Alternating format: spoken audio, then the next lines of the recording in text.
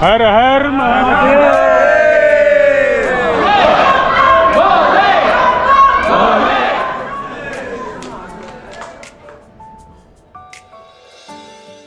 यह है मेरी बस में स्लीपर सीट, जो कि मैं आप देख चुके हैं कि महाकाल दर्शन के लिए मैं जा रहा हूँ।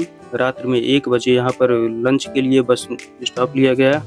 उज्जैन पहुँचने के लिए 2 बस स्टैंड है। नए बस स्टैंड का नाम नाना खेड़ा बस स्टैंड है और पुराने बस स्टैंड का नाम देवास बस स्टैंड है। Dewas bus stand Ujjain railway station के पास में ही है। अगर आप बाई एयर भी उज्जैन आना चाहते हैं तो इसका सबसे नज़दीकी एयरपोर्ट इंदौर है। इंदौर से महाकाल उज्जैन की दूरी 55 किलोमीटर। अभी हम उज्जैन महाकाल मंदिर के पास आ चुके हैं और सबसे पहले हम जा रहे हैं क्षिप्रा नदी तट पर स्नान करने के लिए, जिसे रामघाट के नाम से जाना जाता है।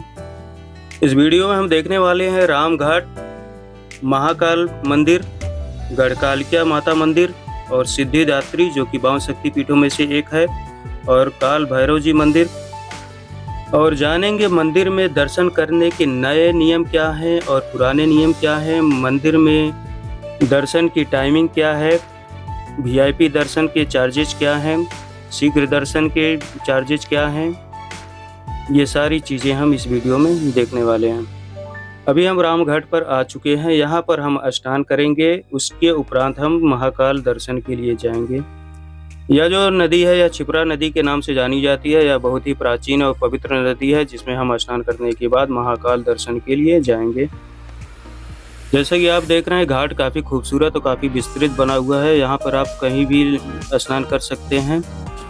यहाँ पर बोटिंग की भी व्यवस्था है, आप बोटिंग भी कर सकते हैं।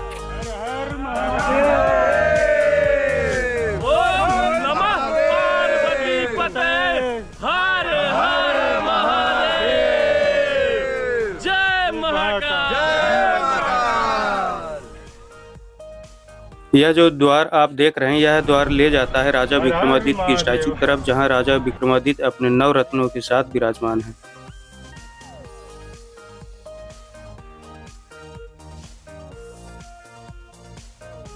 अभी हम महाकाल मंदिर में दर्शन के लिए जा रहे हैं, तो उससे पहले हम आपको महाकाल मंदिर की स्थापना के बारे में बताना चाहेंगे।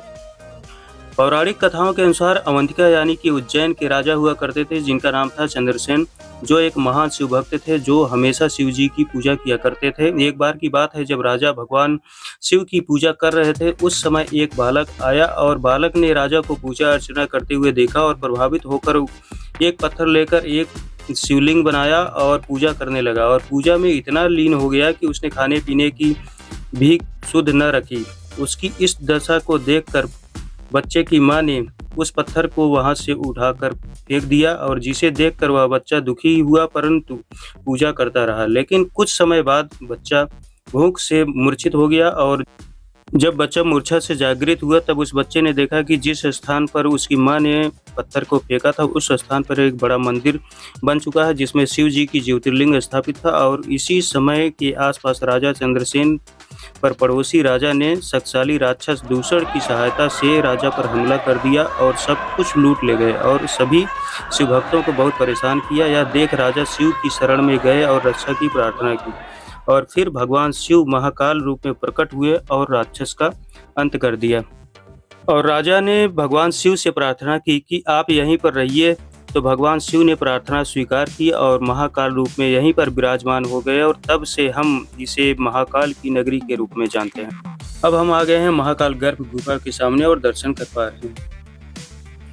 महाकाल मंदिर 3 फ्लोर में बना हुआ है। पहला महाकाल ज्योतिर्लिंग, दूसरा फ्लोर है ओंकारेश्वर जी, और तीसरा फ्लोर पर नागचंद्रेश्वर मंदिर है, जो कि साल में एक बार नाग पंचमी के दिन खुलता है।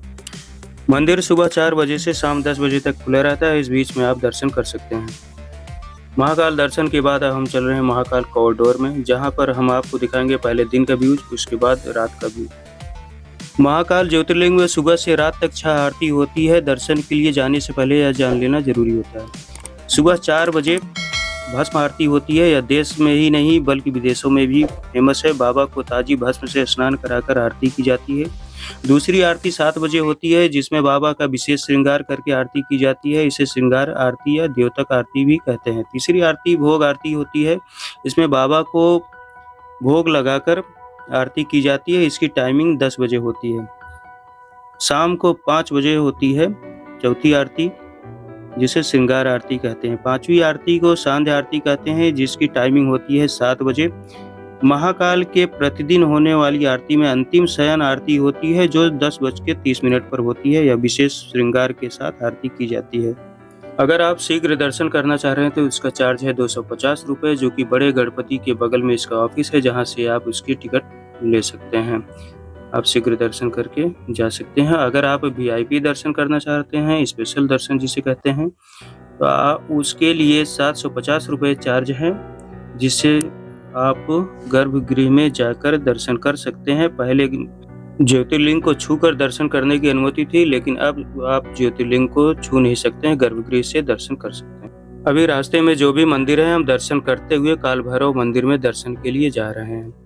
ये है कैला देवी मंदिर, जो कि बढ़िया मंदिर है, ये भी आप यहाँ पे दर्शन कर सकते हैं। इसके बाद हम आ गए हैं गढ़कालिका मंदिर, खूबसूरत मंदिर है, यहाँ पर आए दर्शन करें।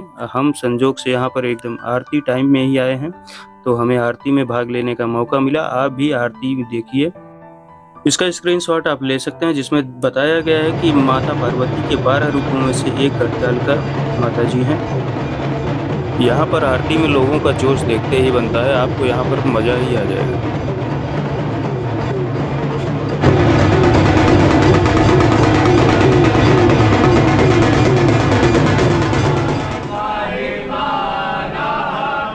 गढ़कालिका माता मंदिर महाकाल मंदिर से 3 किलोमीटर लगभग दूरी पर है, काल भैरव के रास्ते पर ही है।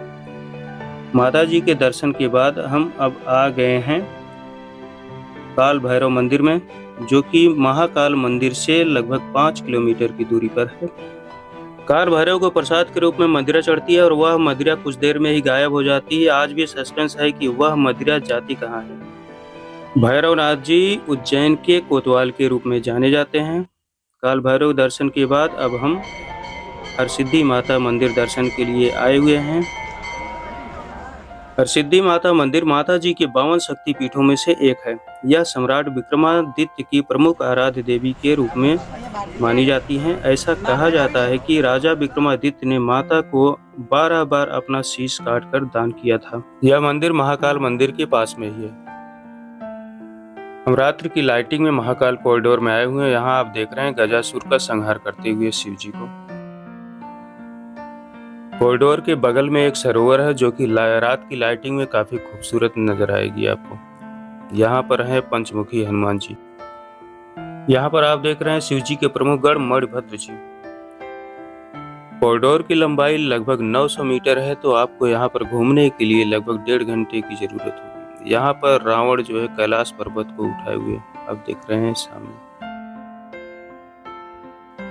यहाँ पर शिव जी का बारात दिखाया गया है। चंद्रदेव जी शिव जी के शीश पर विराजमान होते हुए। यहाँ पर आप देख रहे हैं काल भैरव जी को। यहाँ पर आप देखेंगे सप्त ऋषि की प्रतिमा लगी हुई है। इन 7 ऋषियों की शिक्षा दीक्षा स्वयं शिव जी ने दिया हुआ था।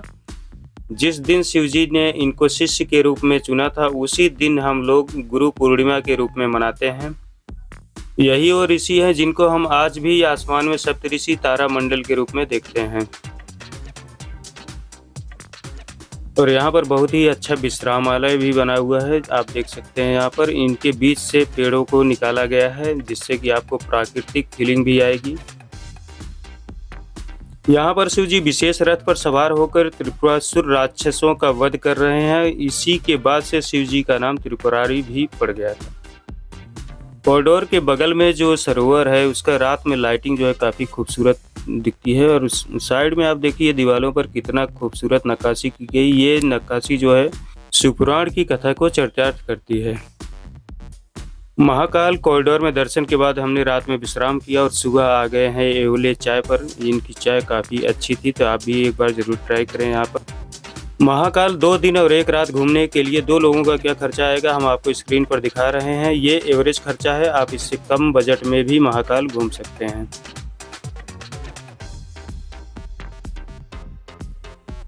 ओंकारेश्वर का वीडियो ऑलरेडी अपलोडेड है, तो आप ओंकारेश्वर ज्योतिर्लिंग का वीडियो ज़रूर देखें, जो कि महाकाल से मात्र 140 किलोमीटर की दूरी पर है।